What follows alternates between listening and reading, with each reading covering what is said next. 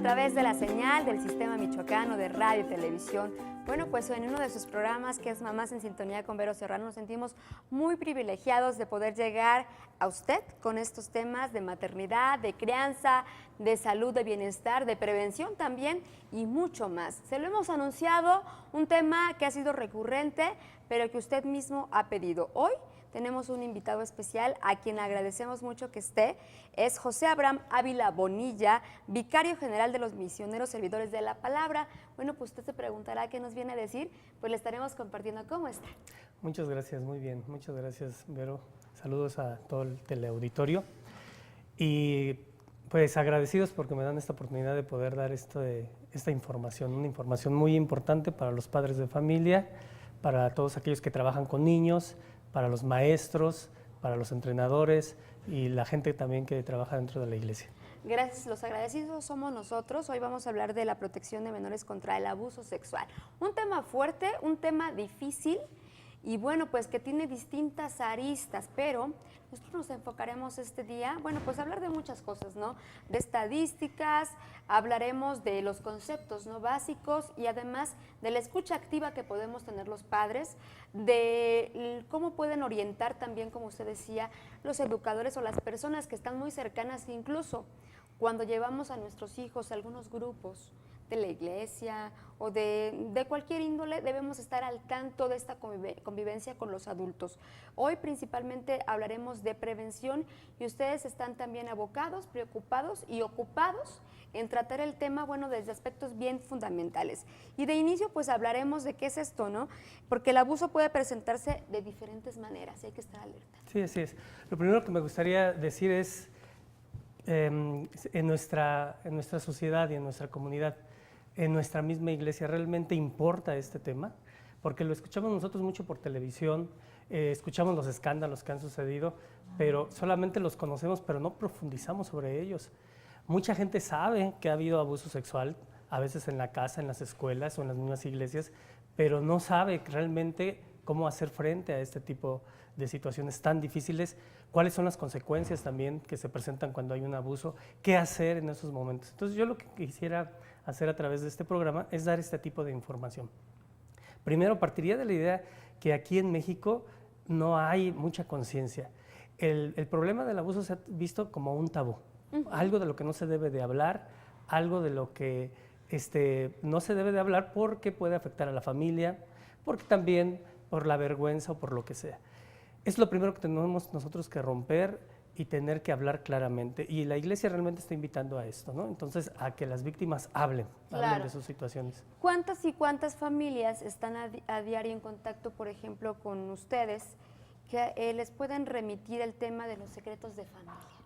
Y esto lleva grandes heridas a través del tiempo, se traspola también a momentos tan difíciles dentro de los miembros de la familia, que van quedando resentimientos, van quedando pues ya heridas que son para toda la vida. Por eso este llamado, como usted bien lo indica, a poder decir las cosas, a poder escuchar también y que nosotros como padres siempre estemos al pendiente de aquellos focos rojos que nos indican que algo está sucediendo con nuestros pequeños, ¿no? Claro que sí.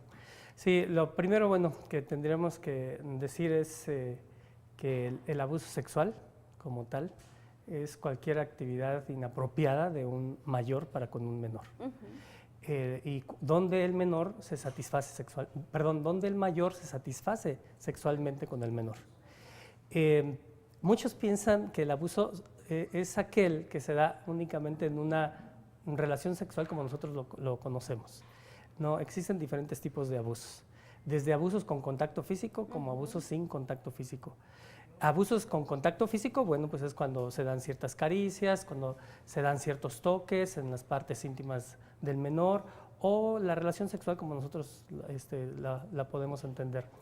Pero existe también abusos que se dan sin contacto físico y esto es cuando el mayor le puede presentar al menor pornografía o le enseña sus partes íntimas o le habla explícitamente de sexo. Sí, puede ser a través del lenguaje, ¿no? Así es. Entonces, le presenta también ciertas imágenes que a lo mejor no se ven muy pornográficas, pero ya el mayor tiene esta intención de seducir al menor. Entonces, cuando sucede eso, cuando el mayor toca para obtener gratificación sexual, es cuando nosotros ya podemos hablar de un abuso sexual. Y también cuando el mayor le presenta algo al menor para seducirlo, ya hablamos de un abuso sexual. Podemos también decir que esto puede llegar a ser a través incluso de bromas que atenten contra el honor del niño, ¿no? Que el niño no le parezca que tenga que ver algo pues con lo sexual. Bromas escondidas en otra intención. Así es, o a través de chistes, pero siempre la intención del mayor, si cuando sea para gratificación sexual, ya se puede hablar de un abuso. Se dé cuenta o no se dé cuenta el menor, porque en la mayoría de los casos al principio, cuando comienza el abuso, el menor no se da cuenta. Piensa que es amistad, piensa que es la manera de querer del adulto, y el adulto va avanzando en los toques, en las caricias, hasta que, bueno, pues podemos hablar ya de toques más atrevidos por parte del adulto.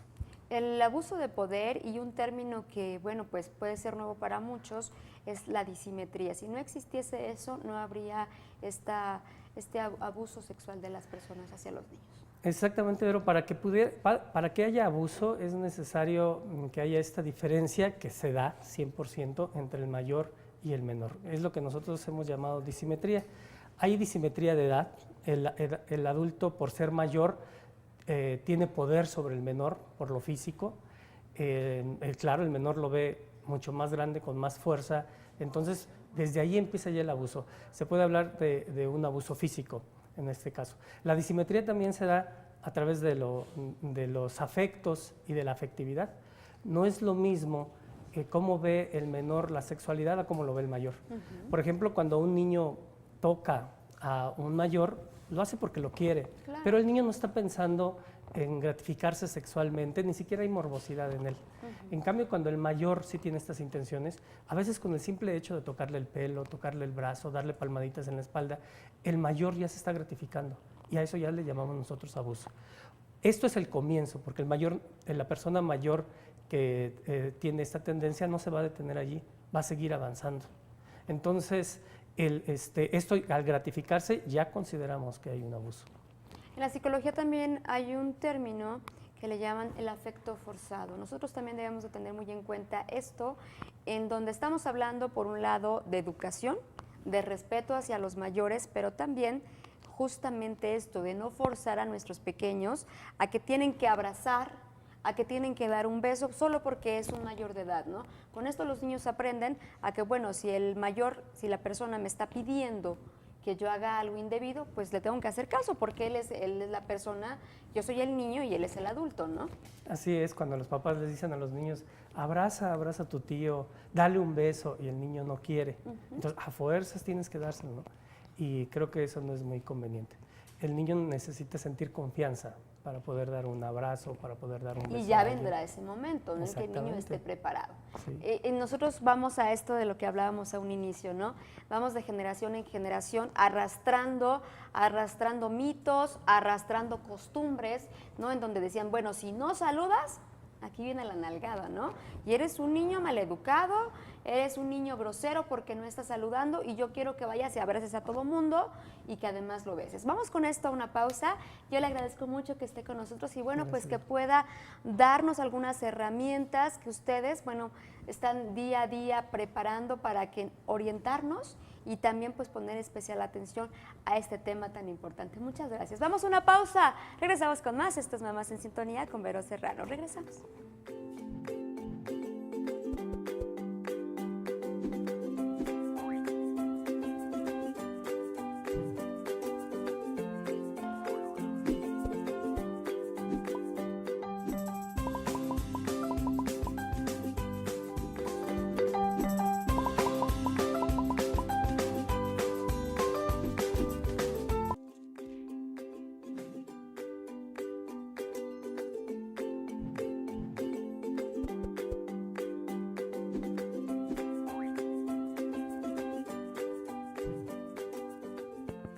Regresamos con más y queremos agradecer a nuestros compañeros de Hipermedia a través de redes sociales. Bueno, que estamos al aire completamente en vivo, Facebook Live, por supuesto.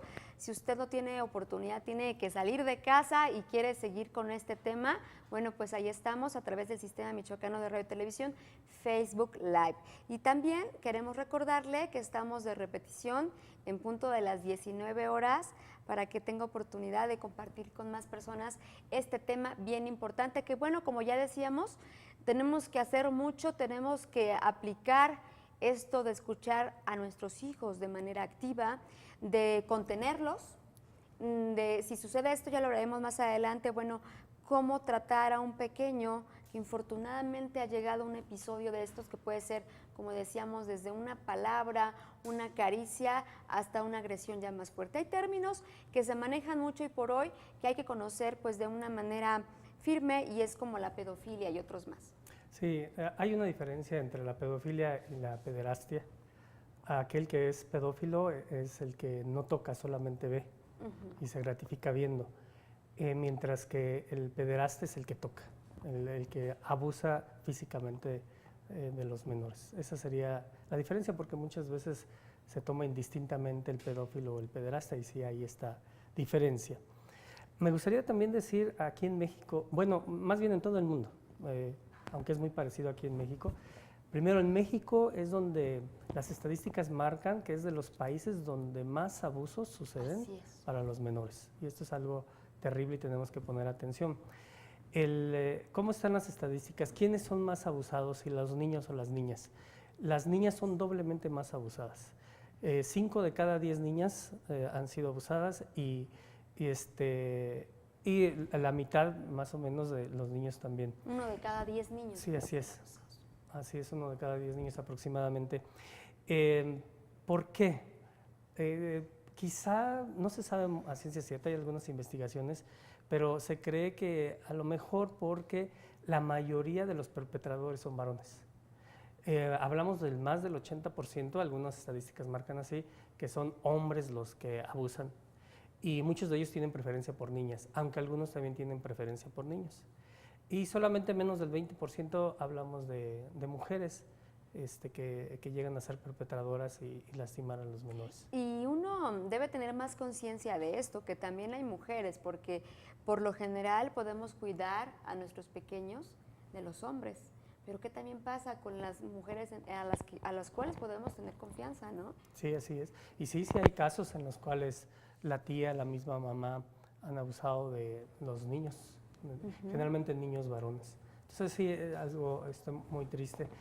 En Estados Unidos, en el 2010, cuando se hizo una encuesta, más del 40% de los adultos entrevistados habían sufrido algún tipo de abuso de los que nosotros ya mencionamos. Precisamente aquí en Michoacán también se hizo un estudio, y aquí de los que fueron entrevistados era un 39% de los que habían sufrido algún tipo de abuso, y bueno, son cantidades estratosféricas. Pensamos que este problema sí sucede, pero que no sucede en nuestro entorno, ¿no? Y sí, realmente es que alguno de los que está cerca de nosotros ha pasado por esto. La cuestión es que muchas veces no se habla, no se dice. Y se tiene pues como un secreto que se tiene en el corazón y no se quiere decir a los demás. Se habla de cifras que pueden ser alarmantes y mucha gente podría decir, bueno, pues esto solamente me lo cuentan, como decía, en mi familia no sucede, pero bueno, este dato, por ejemplo, que usted daba, es de la OCDE, ¿no? Reporta que México ocupa, como usted decía, el primer lugar en el mundo, escuche usted, con más homicidios y violencia de abuso físico y abuso sexual a niños con menos de 14 años. Sí, así es. O sea, esto está remitido pues por organizaciones internacionales, ¿no? Y está pues por demás decir que nosotros como padres de familia somos los responsables, no sé, también la gente de la iglesia, así como cada quien en su círculo, debemos de proteger, de hablarlo, de externarlo, y bueno, pues también hay personas que si tienen esa inclinación, bueno, pues tratarse, ¿no? Sí, una manera de prevención del abuso es hablarlo. Hablar. Y eso es lo que se ha estado promoviendo como prevención a nivel mundial en Estados Unidos, que son de los países más avanzados al respecto de la protección de menores. Siempre es, cuando se tenga alguna duda con respecto a algún adulto, hay que hablar. Hay que hablarlo con el adulto, hay que hablarlo con las personas involucradas, ver qué es lo que pasó, pero no dejar ninguna situación pensando que por sí misma se va a componer, siempre hay que investigar, siempre. Y eso es obligación de los padres, de los cuidadores de los niños, ver qué es lo que está pasando con los niños, porque un abuso lastima en lo más íntimo de la persona. Aunque cada persona es diferente, sí existe un cuadro en el cual, esto es lo interesante pues de este problema, porque existe un cuadro de características del que ha sido abusado o de la que ha sido abusada. Entonces, por ejemplo, después del abuso empiezan ellos a tener mucho estrés, y es cuando los papás empiezan a ver cambios en los niños y a decir, bueno, ¿por qué mi hijo se empieza a comportar de manera diferente? ¿Por qué es más enojón? ¿Por qué se encierra en su cuarto? ¿Por qué ya no sale a jugar con los demás? A veces los papás se desesperan, sobre todo van muy bien en la escuela, de pronto bajan las calificaciones y ¿qué es lo que hacen los papás? Regañar y amenazar y quitarles cosas cuando no investigan qué es lo que está pasando con el niño. Sentarse, platicar con ellos, ver si hay alguien que les ha estado haciendo daño, porque muchas veces los niños quieren decir las cosas, pero no saben cómo decirlo, no saben a quién decirlo y no saben cómo expresarlo. Aparte de eso, pueden estar amenazados también por las personas que lo están abusando. Entonces, los niños lanzan como globos al aire que el adulto tiene que descubrir. Y precisamente son las características conductuales del menor. ¿Qué es lo que está pasando con él? Inclusive cuando son más pequeños hay que ver cómo juegan, también cómo se tocan. Cuando un niño está abusado, muchas veces tocan mucho sus genitales. Y esto ya hay que ponerse en alerta. La manera en cómo se bañan, la manera en cómo hablan. Hubo un caso en el Distrito Federal ya hace como 3 años en el cual descubrieron que un menor estaba siendo abusado en la escuela por precisamente el esposo de la directora. Y esto fue porque al momento en que lo estaban bañando, agarró la cabecita de quien lo estaba bañando, la cabeza de quien la estaba bañando y quiso ponerla como en su miembro. Y las palabras del menor, con todo respeto para el auditorio, fueron: tómate tu medicina. En ese momento, la persona mayor dijo: esto no está bien, ningún niño puede idearse estas cosas. Empezaron las investigaciones y resultó que le estaban abusando de él, ¿no? Entonces hay que checar muy bien cuáles son las palabras, qué es lo que dicen, cómo juegan, cómo actúan, qué conductas son las que ellos tienen y partir de allí. Obviamente muchas de las características que tienen no precisamente son de un abuso. Por ejemplo, los adolescentes rebeldes. Pues sabemos que todos los adolescentes son rebeldes, ¿no? El adolescente que le gusta mucho platicar sobre la sexualidad, pues sabemos que es la etapa en la cual ellos van descubriendo. Eso no significa que porque ya platiquen de esas cosas, inmediatamente ya esto es un abuso. Ahí es donde viene la pericia de los papás, la escucha, el diálogo con los niños, para saber realmente qué está pasando con los adolescentes, cómo actúan, cómo se visten, qué es lo que hacen. Y es importantísimo para poder después descubrir si hay algo más. Esto que dice del juego es importante. Los niños a través de lo lúdico aprenden, pero también a través de esto, el cómo juegan con sus compañeritos, ellos solos, con sus juguetitos, ellos expresan muchas cosas, ¿no? Y es ahí donde podemos descubrir, bueno, pues cómo observa el mundo. Y ahí nos puede dar indicio de algo que está sucediendo. Hay características psicológicas, características físicas de que algo está sucediendo, pero también las psicológicas, como decíamos, son heridas emocionales para siempre. Cuando observamos que nuestros hijos están, bueno, pues se aíslan, hablan menos, ¿esto a qué edades podemos observarlo más y cómo podemos encontrar que algo está sucediendo? Cuando sucede un abuso, sea la edad que sea, siempre va a haber retraimiento. Inmediatamente el niño o el adolescente empieza a sentirse culpable porque sabe que aquello no está bien, aunque no lo entiendan muy bien, saben que algo no está bien. Empiezan a sentir mucha vergüenza por lo que sucedió, empiezan a sentir tristeza y entonces empiezan a retraerse de sus amiguitos. Pueden deprimirse incluso, ¿no? Sí, hay un trastorno de estrés postraumático también. Puede haberlo, y eso es lo que hay que ir observando. Los papás tienen que observar qué es lo que está sucediendo. Y se ha visto, y a través de investigaciones, que estos síntomas pueden durar toda la vida, sobre todo cuando la víctima no ha hablado, se queda como en un secreto, cuando quiere ocultarlo. Hay algunos que bloquean inclusive los recuerdos, hacen como que nada hubiera pasado, pero eso no ayuda. De todos modos, esto va afectando la personalidad y hay mucha gente que lo bloquea. Pudo haber sucedido el abuso cuando era niño o cuando era niña, lo bloquean durante toda la adolescencia, llegan a casarse. Y lo hacen consciente después de mucho tiempo. Exactamente, y se ha descubierto que después de los 30 años empiezan a hacerlo consciente. Hay gente que empieza a sentirse cansada, malhumorada, que se enoja de todo, que no sabe qué está pasando, que se empieza a sentir muy triste, van a ver al doctor pero no tienen absolutamente nada.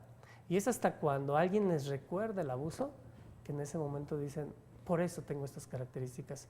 Y es cuando ya ellas pueden hablar ahora sí y pueden ir a un tratamiento. Perfecto. También, pues bueno, vamos somatizando todo aquello que nos hace daño y que nos hace ruido. Vamos a una pausa. Yo le invito a que pueda seguir compartiendo con nosotros y también a la gente nos puede escribir en Facebook, nos puede también escribir a nuestro correo electrónico, bien llamar aquí al sistema si tienen alguna pregunta con el padre. Bueno, pues estamos aquí para servirle. Vamos a una pausa y regresamos con más.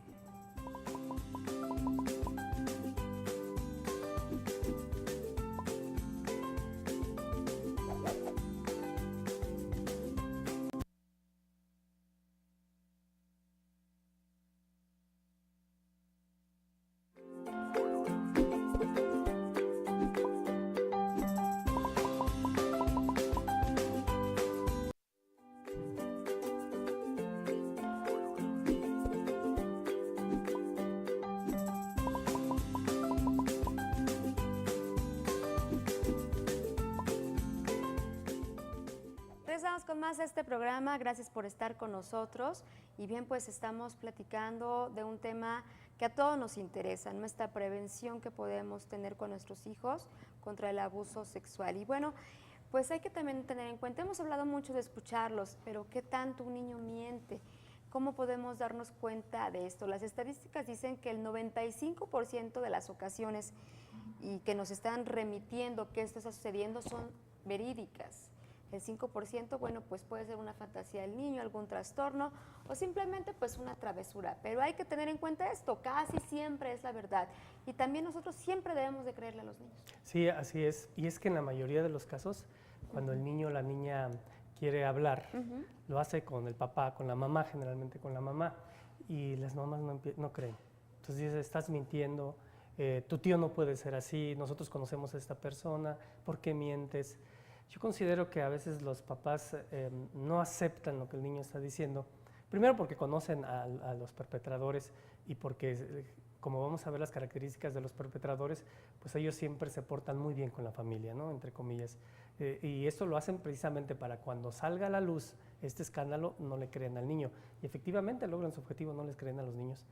Pero también diría porque a veces los papás no quieren lidiar con el problema, o sea, es un problema muy grave que a veces es rompimiento de la familia, también cómo se le va a hacer para ayudar al niño, cuáles son las consecuencias, y entonces no quieren lidiar con ese problema. Pero como tú dices, Vero, el 95% de aquellos que denuncian haber sido abusados son verdaderos. Solamente el 5% ha resultado ha resultado falso. Y de este 5%, el 4% es por los matrimonios que se están divorciando. Eso ya hasta, creo que los licenciados se lo saben muy bien, los que trabajan con esas cuestiones, sobre cuando el esposo o la esposa les dice a los niños, di que tu papá te tocó, ¿no? Para perder la custodia. Están peleando la custodia. Y solamente se ha visto que el 1% miente. Y se descubre fácilmente cuando los niños mienten, porque los niños, bueno, pueden caer en contradicciones, pero aparte no tienen la mentalidad como para describir una relación sexual o tocamientos de esa naturaleza si no les ha pasado. Entonces, cuando el niño habla de que le pasó algo y se le pregunta qué fue lo que pasó, realmente dan historias que un niño no puede inventar. Son historias muy difíciles para un niño. Claro, que no pueden estar en su mente ni en su historia personal, o si estamos atentos a lo que ven, que también es otro tema, los medios de comunicación, bueno, pues cómo tendría en su cabecita ciertas historias, ¿no? Sí, así es. Entonces, pues les decimos a todos los padres que nos escuchan, créanles a sus hijos, créanles y hagan una investigación y no tengan miedo. Hay que enfrentar los problemas. Sea de quien sea, los niños tienen que ser cubiertos por los papás, sea el tío, sea el mismo papá, sea el padrastro. Y esto es algo muy triste. De los que tienen padrastro, las estadísticas marcan que el 50% sufren algún tipo de abuso. ¿Por qué Entonces, se da eso? mucho cuidado. Ya de por sí es una enfermedad que, bueno, los pedófilos y los pederastas ya traen en la cabeza, pero es porque se da en el ambiente familiar. Entonces, aquellos que tengan esta enfermedad, pues tienen a la víctima allí, y entonces utilizan a la víctima cada vez que quieren. Y sí me gustaría decirles que la mayoría de los abusos no sucede fuera de la casa, sucede dentro del hogar, con personas conocidas del hogar. Las estadísticas marcan que el 30% es de familiares, el 60% es de personas conocidas de la casa, efectivamente, ya es un 90%. Personas conocidas como el entrenador, los profesores, el vecino, gente de la iglesia, el catequista, etcétera, etcétera. Entonces, estas personas tienen acceso a la casa y tienen la confianza de los de la casa, entonces más fácilmente pueden abusar. Por eso es que el abuso tiene mayor prevalencia que el abuso en el hogar que otro tipo de abusos. El incesto es más común, es mucho más común. A veces todo este escándalo, ¿verdad?, del abuso se ha dado en la iglesia. De ahí ha surgido, como lo vamos a ver más adelante, y muchos piensan que el problema del abuso sexual está dentro de la iglesia y es de nosotros los sacerdotes, ¿no? Cuando vamos a ver que no es así. El mayor problema del abuso y el mayor riesgo se encuentra en el hogar, con las personas que se les da acceso. Por eso hay que checar muy bien. Hay que checar muy bien cómo los familiares tratan a los hijos, cómo los vecinos tratan a los hijos, cómo los profesores se expresan a través de los hijos, perdón. Y a partir de allí, bueno, pues estar alertas con lo que sucede con el menor. Usted hablaba de algo determinante que es escuchar y creerles a los niños. En el caso de que ya se haya dado una agresión de tal magnitud, ¿cómo actuamos a la hora de que platicamos con el niño? ¿Qué tanto usamos este lenguaje de manera positiva para ayudarle y no para decirle, tú tuviste la culpa? Sí, desafortunadamente, muchos cuando escuchan a sus menores que han sido abusados, empiezan a echarle la culpa a ellos. Y esto es por la misma frustración, se entiende. Los papás que debieron de haber cuidado, de pronto se frustran porque no pudieron cuidarlo. Y entonces hay que buscar a quién echarle la culpa, y la culpa es el menor o la menor por andar de loca, porque ahí andaba de resbalosa, porque andaba abrazando. No es así.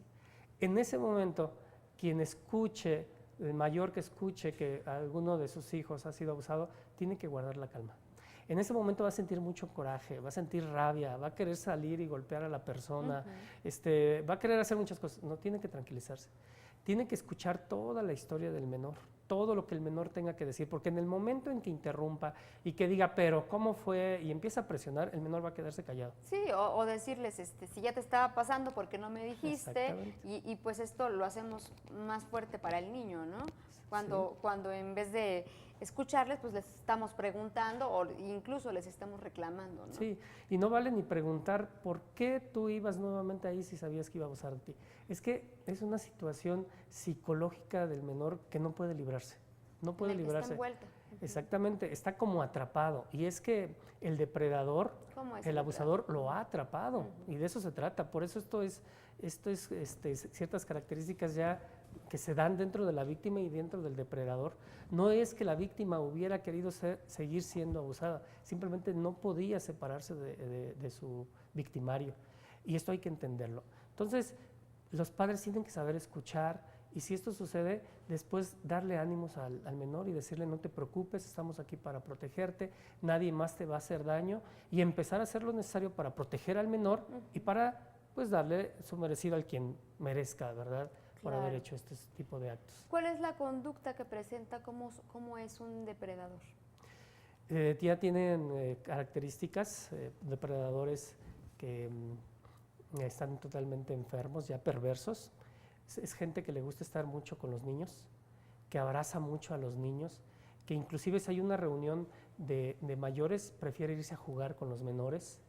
A veces algunos de ellos tienen muchos juegos en su casa de niños e invitan a los niños a jugar.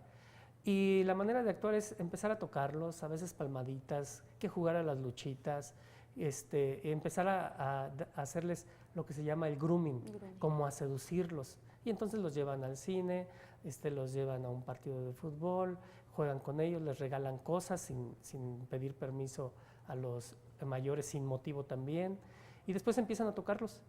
Empiezan a tocarlos primero en su cuerpo, después en sus partes, y si el niño se resiste, en ese momento ellos empiezan a chantajear. Somos amigos, tú no me quieres como yo te quiero, o empiezan a amenazar. Si no te dejas, voy a decirle a tus padres, y ahí es cuando empieza este juego perverso de la seducción. Claro. Y hay que recordar esta estadística que decíamos, que el 90% bueno, son de personas conocidas, así que no confiemos y estemos muy alerta de dónde están nuestros hijos. Bueno, pues a cada momento con ciertas medidas, ¿verdad?, de su privacidad, pero también, bueno, cuando son pequeños, estar siempre atentos a esto. Vamos a una pausa y regresamos, no se vayan.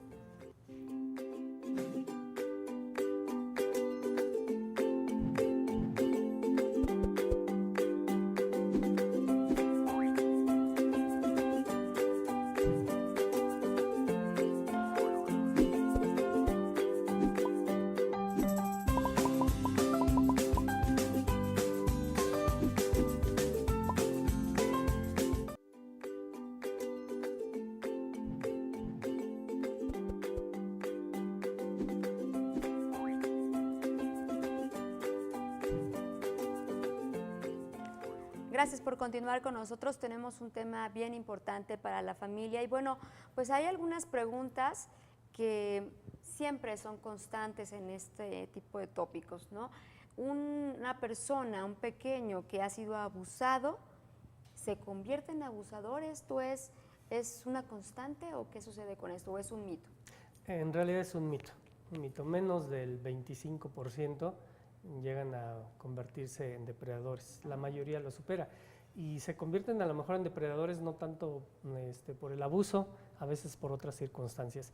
Y esto porque se quedan como fijados en la edad y entonces es una manera de tratarse de liberar de lo que les pasó haciendo lo mismo a nosotros. Pero no es así como la mayoría piensa que por haber sido abusados se convierten en abusadores, no es así. Otra también es que si pueden orientarse distintos sexualmente, pueden volverse homosexuales cuando les sucede algo así. No, tampoco hay una prevalencia de eso. No hay mucha relación en haber sido abusado por alguien del mismo sexo y convertirse en homosexual. Tampoco podemos decir que forzosamente va a ser así. Por supuesto, sí hay muchos... Ni tampoco todos los abusadores son homosexuales, porque a veces se piensa que porque un mayor abusó de un menor del mismo sexo, entonces es un homosexual. No es así.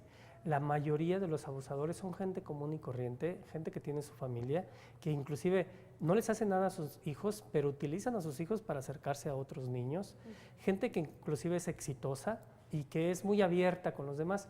Y esto es precisamente la mecánica que tienen los depredadores perversos para que cuando surja alguna denuncia no les crean a los menores, sino les crean a ellos por la buena fama que se han creado. Claro, y la confianza que pueden generar, el trato hacia los demás, ¿no? Y esta relación tan sana que puede haber entre la familia y bueno, y cómo se relacionan, ¿no? Entonces sí, dicen, oye, pero pues es una persona honorable, yo no creería. Hemos platicado con algunos psicólogos en este espacio y bueno, ellos nos comentan esto, ¿no? Que lo primero que dicen los papás o que suelen decir es, oye, pero no puedo creerlo, incluso de las nanas, ¿no? Es una persona honorable, yo la contraté porque de verdad reunía todos los requisitos y su currículum era grandioso. ¿Y cómo es posible? Yo no te creo, ¿no? Yo no creo que una nana, una cuidadora esté haciendo esto contigo, ¿no? Sí, es parte de la dinámica de los depredadores perversos.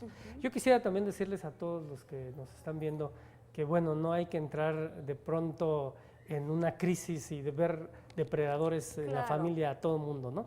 No, digo, entre los familiares hay tocamientos muy normales que se hacen, a veces se juega las luchitas y esto no significa que sea un violador, ¿no? Sin embargo, hay que poner atención. Una mamá me decía, padre, ¿qué es lo que hago? Porque llega uno de mis hermanos y besa a una de mis hijas y no me gusta cómo la besa. En ese momento hay que hablar y hay que ser valientes y decirle, no me gusta cómo besas a mi hija, te pido que no la vuelvas a besar así. Pero es que muchas veces se quedan callados y dicen, no, mejor no, me da pena, yo creo que estoy mal, ¿verdad? Mi cabeza está volando y ese tipo de situaciones, no. Hay que ser valientes y hay que decir lo que a uno no le gusta y lo que está bien, lo que se considera que está mal, y es una forma de defender a los pequeños. Claro, y por ejemplo en este caso que hablábamos de la prevención del afecto forzado, no es algo en contra del familiar a que el bebé o el pequeño no quiere darle un abrazo o un beso, es prevenir para que el niño no entienda justamente eso que tiene que besar y abrazar a todos los Así adultos, es. ¿no? Por eso debe de haber esta comunicación en la familia y entender el porqué de las cosas, no son caprichos de uno, no son modas. Bueno, son aspectos que ustedes como especialistas nos explican para que entendamos hasta dónde pueden llegar las cosas, ¿no? Nosotros hablábamos de algo bien importante y que nuestro público también se ha de estar preguntando, ¿qué pasa con el clero? En el año 2002 se hizo este boom y decían muchos medios de comunicación, se destapó la cloaca, ¿no? Y sabemos que hay mucho abuso por parte de la iglesia, se da en todas las esferas y bueno, pues ¿qué tanto llegó a los creyentes esto, las consecuencias que hubo y qué errores ha habido en la iglesia y cómo subsanar esto para que pues la gente siga creyendo, aunque no es el tema del programa, ¿verdad? Pero también cómo yo, que tengo cierta religión, tengo la confianza de que mi hijo se pueda acercar, ¿no?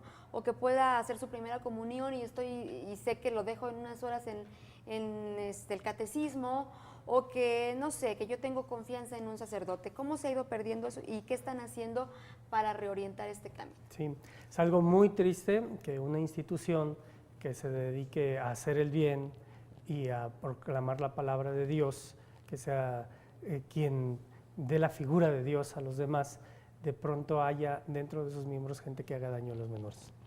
Eso no lo podemos aceptar. Lo podemos explicar, pero no hay nada que pueda justificar absolutamente esto. Pero también yo quiero decir que no es un problema de la iglesia. Como hemos visto, es un problema más en la familia, es un problema más en la sociedad. Sin embargo, cuando un sacerdote o alguien dentro de la iglesia abusa de un menor, esto es injustificable. ¿Por qué? Porque se lastima no solamente física, psicológicamente al menor, sino espiritualmente. Y no solamente al menor, sino a toda una comunidad, a su familia y a toda la comunidad. Muchos llegan a perder la fe. Entonces, no se puede aceptar, es inaceptable que un religioso, un consagrado, llegue a hacer este tipo de actos. Pero hay que decir, esto no se crea dentro del seminario, no es que lo aprendan dentro del seminario. Quien es un depredador perverso ya lo trae desde antes de entrar al seminario, pero esta gente es muy inteligente y sabe cómo ocultar las cosas, y entonces va caminando dentro de la etapa de formación en los seminarios sin que nadie se dé cuenta. Y de pronto, bueno, pues ya cuando tienen la oportunidad es cuando... Sale a relucir, ¿no? Exactamente. Ahora también habrá que decir que no es como muchos piensan que muchos sacerdotes son pedófilos o pederastas, no es así. Se han hecho las estadísticas y hasta el 2014 menos del 1% de los sacerdotes tenían esta afinidad.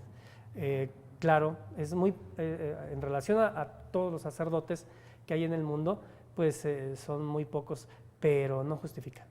Y de ahí que los últimos papas han pedido perdón a las víctimas, sobre todo Benedicto XVI, el Papa Francisco, que es tolerancia cero, y en eso estamos. O sea, en la iglesia, como dijo Juan Pablo II, no hay lugar para aquellos que hacen daño a los jóvenes.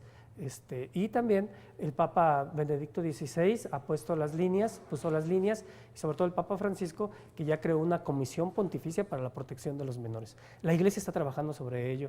Y bueno, no es porque yo esté aquí, ¿verdad? Pero también a mí me interesa trabajar sobre esto. Hacemos cursos al respecto sobre el abuso sexual. Hemos traído uno a Morelia, tenemos en puerta otro en México para el 2-3 de junio. Y es precisamente esto, abrirle los ojos a los demás para que vean cuál es el problema, dónde está el verdadero problema y qué es lo que nosotros podemos hacer. Y es que ustedes también son figuras. Nuestros hijos pueden tener esta representación en ustedes, ¿no? Decir, bueno, pues él es un sacerdote, yo quiero ser como él. Y así como hay ejemplos, ¿no?, de que ha sucedido estas cosas, bueno, también lo hay lo hay en la familia. ¿Este curso cuándo se va a dar? ¿En dónde? ¿Y nos puede dar los pormenores? Sí, se va a dar el 2-3 de junio en el Centro Nacional de Reconciliación en Chicoloapan, Estado de México. Pueden comunicarse al WhatsApp 595-101-9992. Ahí les podemos contestar, o en el correo controlriesgos@hotmail. Usted me comentaba algo, la iglesia está haciendo bueno, lo consecuente en este tema. Hemos también leído que no existen departamentos, por ejemplo, en la iglesia que hablen de la prevención, pero por eso se está haciendo esto, ¿no? Se está trabajando en estos cursos y que ustedes mismos alerten de lo que está sucediendo dentro de las mismas familias. Sí. No existen departamentos aquí en México, apenas se están creando algunos. No es como en Estados Unidos que todas las iglesias locales y cada parroquia tiene su departamento para la protección de menores. Desgraciadamente aquí en México apenas estamos como abriendo los ojos y precisamente estos cursos son pues para que abramos más los ojos. Yo quisiera decir, sí, que la iglesia ha cometido errores, sobre todo al principio, cuando se empezó a ver este problema, porque lo que hacía era una negación de que realmente eso estuviera sucediendo. Entonces, era cubrir a los sacerdotes más que a la víctima, y lo que se hacía era cambiar de parroquia a los sacerdotes. Pero esto no lograba nada, al contrario, hacía más grande el problema porque estos sacerdotes que si eran perversos, pues donde quiera que iban no podían contenerse y entonces seguían cometiendo sus fechorías. La iglesia ha tomado cartas en el asunto. Ahora cualquier sacerdote que sea denunciado inmediatamente es suspendido por el momento del ministerio mientras se hacen las investigaciones. Y se hace todo un protocolo de investigación para ver si hay culpabilidad o no hay culpabilidad. Ya no hay de cambio de parroquia, hacemos como que no pasó nada, todos cállense porque hacemos mal a la iglesia. No, es necesario hablar, la iglesia está dispuesta a hablar y es esto, queremos un rejuvenecimiento en la iglesia a este respecto. Claro que hay este reconocimiento y también esta renovación y también darle seguimiento cuando ocurre. No, vamos a una pausa, regresaremos al último bloque en donde estaremos compartiendo con usted pues estos factores de protección y qué debemos hacer en caso de que ocurra esto, el abuso contra el menor. Vamos a una pausa, regresamos con más, no se vayan.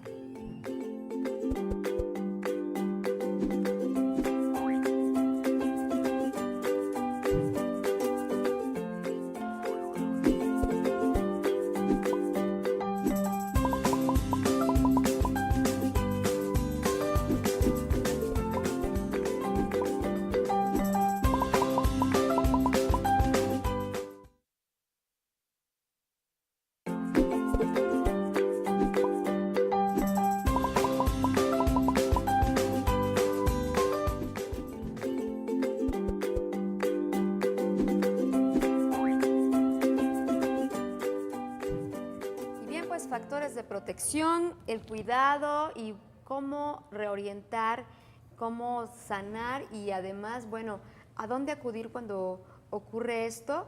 De esto estaremos platicando en este bloque último de información, que no por ello es menos importante.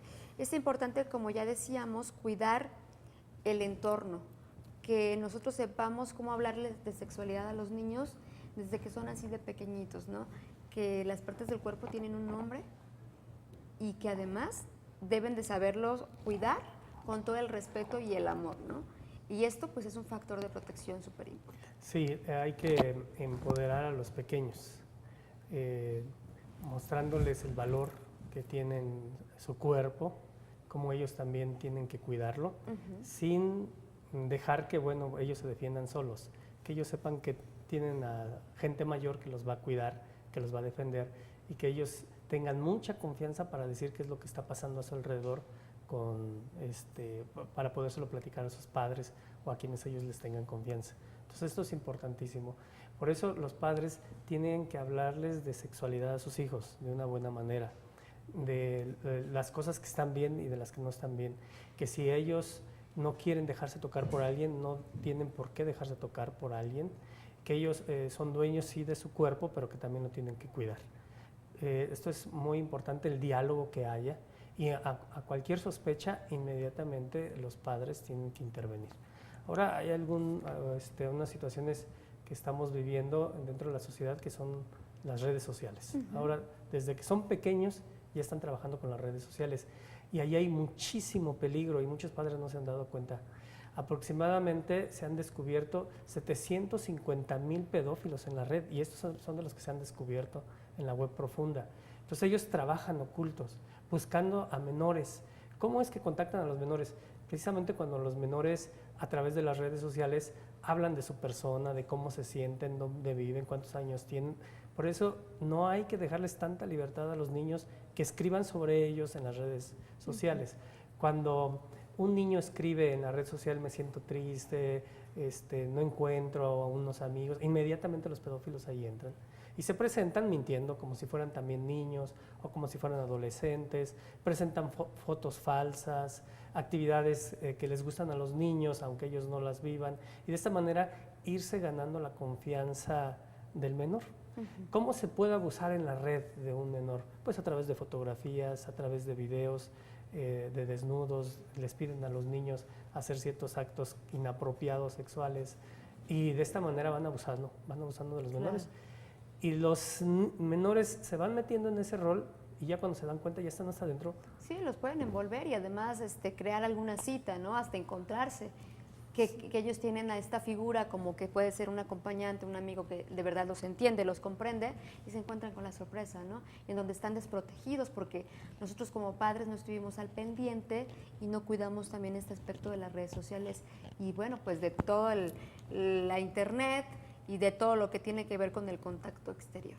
Es muy fácil que después los pedófilos o los pederastas amenacen a los menores, porque ya tienen videos de ellos, y entonces si no siguen con ese juego, pues ellos van a subir los videos a algunas redes sociales o inclusive mandárselos a sus familiares, porque pues ellos mismos ahí colocan quiénes son sus familiares, colocan sus datos, y eso es algo muy peligroso que los padres tienen que checar qué es lo que sus hijos ven, escriben y hacen en las redes sociales. Así es. Y finalmente, padre, cuando sucede esto, que no duden los padres en acercarse también a tener una terapia psicológica y que el niño, bueno, pues se encuentre bien y pueda encontrar pues otro rumbo, ¿no? Sí, cuando esto sucede, algo desafortunado, hay que buscar dos medios para poder sanar al niño.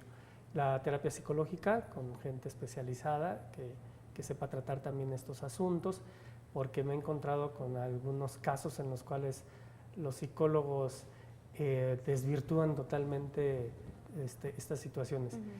La terapia psicológica, pero yo también hablo de la terapia espiritual, porque en un abuso no solamente se compromete lo físico y lo psicológico, se compromete también lo espiritual. Entonces, si a la par se va sanando estas situaciones, la sanación llega mejor, más rápido. Yo le agradezco mucho y también tenemos que cuidar el aspecto emocional. Si la gente pues puede creer en una cosa o en otra, bueno, pues también las emociones y lo psicológico debe estar situado. Le agradezco mucho, gracias por haber compartido con nosotros y también pues por trabajar en algo que nos preocupa tanto a los padres y de manera muy activa. Muchas gracias. Al contrario, les agradezco esta oportunidad. Con esto nos vamos, le agradecemos que nos haya sintonizado también el patrocinio de Esfera, le esperamos en la próxima de Mamás en Sintonía. Hasta pronto.